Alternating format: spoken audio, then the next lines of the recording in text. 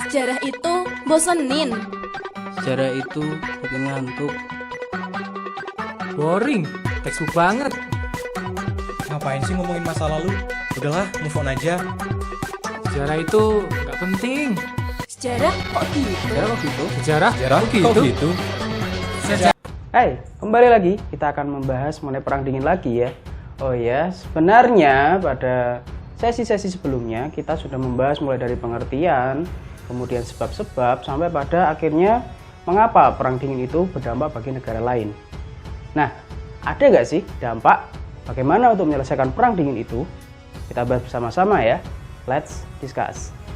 Ya, kita akan membahas mengenai usaha-usaha yang dilakukan oleh negara-negara yang terlibat perang dingin untuk meredakan peperangan tersebut. Nah, pertama yang kita lihat adalah mulai dari SALT.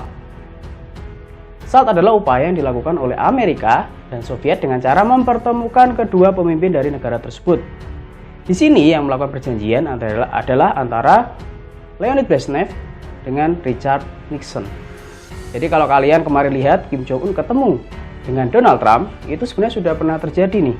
Ya. Jadi ketika mereka saling bertemu, sebenarnya itu adalah usaha-usaha diplomasi untuk meredakan ketegangan di antara kedua negara yang sedang berperang. Selain itu, ternyata tidak hanya Soviet dan Amerika yang sedang melakukan upaya untuk peregangan atau relaksasi. Nah, relaksasi juga dilakukan dengan Cina, yaitu dengan Richard Nixon juga menemui Mao Zedong sebagai pemimpin Partai Komunis pada waktu itu. Perjanjian SALT itu terjadi dua kali, yaitu SALT 1 dan SALT 2. Tapi dalam perkembangannya ternyata itu hanya proses untuk meredakan perang dingin atau relaksasi dalam waktu sementara saja. Ternyata ketegangan itu mulai muncul manakala di daerah Amerika, yaitu di Kuba, tensinya meninggi. Dan hal itu yang juga kemudian menyebabkan adanya upaya-upaya baru untuk meredakan perang dingin.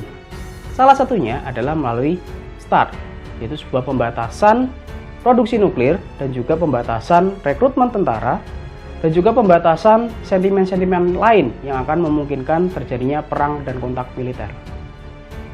Selain itu, usaha juga dilakukan oleh negara-negara lain nih. Salah satunya yang dipelopori juga oleh Indonesia, yaitu dengan membentuk gerakan non-blok.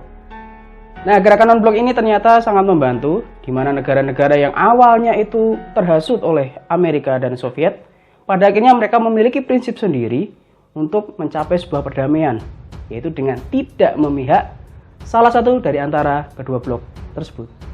Ya, usaha-usaha berikutnya yang dilakukan oleh negara-negara berkembang adalah dengan membentuk kawasan bebas nuklir, yang terkenal dengan istilah ZOVAN. Ya. ZOVAN itu adalah zona free area nuklir. Jadi zona itu memang tidak boleh adanya aktivitas nuklir. Indonesia yang sistem pertahanannya adalah defensif, termasuk daerah yang terkena dampak ZOVAN ini, sehingga Indonesia tidak diperbolehkan mengembangkan nuklir untuk keperluan senjata. Selain itu, diplomasi yang dilakukan oleh negara berkembang untuk memperluas gerakan non-blok ternyata mendapat respon yang cukup luar biasa. Itu dengan adanya konferensi Asia Afrika, di mana negara-negara berkembang, negara-negara miskin, dan negara-negara yang belum merdeka, mereka bersatu untuk tidak mendukung ataupun tidak mengambil bagian dalam perang dingin ini. Dan hal itu ternyata sangat merugikan bagi Amerika dan Uni Soviet, karena pergerakan politik air hangat mereka ternyata terhenti oleh gerakan non-blok tersebut. Dampak-dampak yang ditimbulkan oleh aktivitas gerakan negara-negara berkembang ternyata telah membuat Amerika dan Uni Soviet mengalami penurunan tensi yang sangat luar biasa.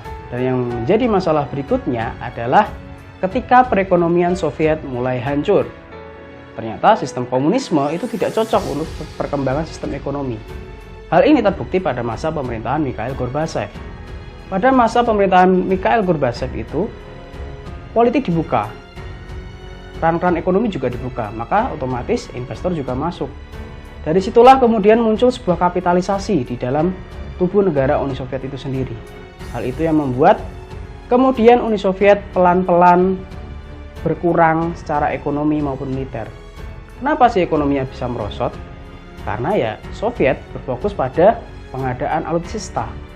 sehingga mereka sibuk untuk memproduksi alat-alat militer, dan mereka lupa bahwa perekonomian rakyat itu juga penting. Sehingga mereka sibuk menyiapkan militer, tapi mereka lupa dengan perekonomian masyarakatnya sendiri. Kepercayaan terhadap Uni Soviet pelan-pelan mulai memudar. Mulai dari Eropa Timur, banyak negara-negara yang kemudian mulai meninggalkan Uni Soviet.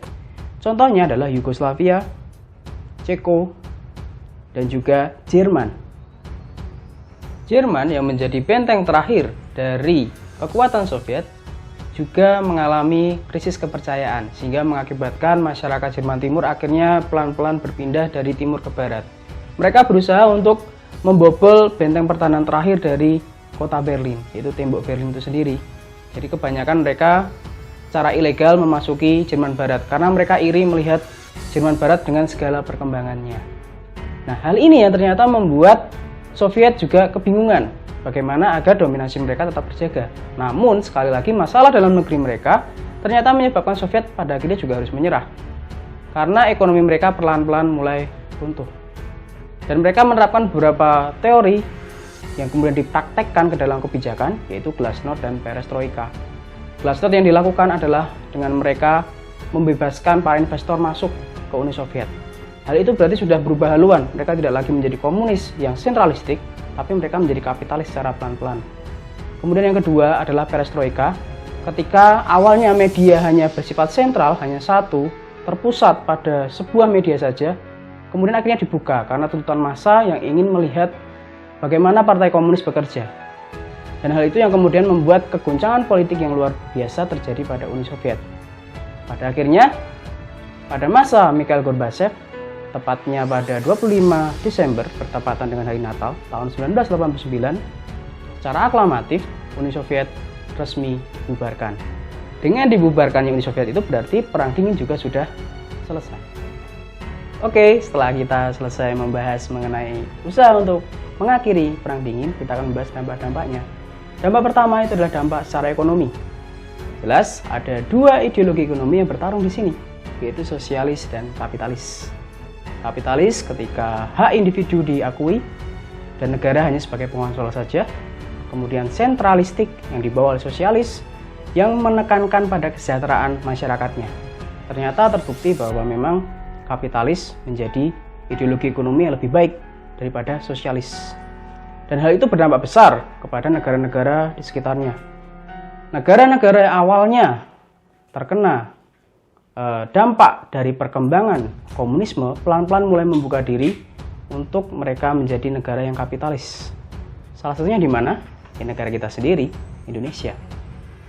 Dengan adanya G30S, itu adalah akhir dari masa-masa kepemimpinan Partai Komunis di Indonesia.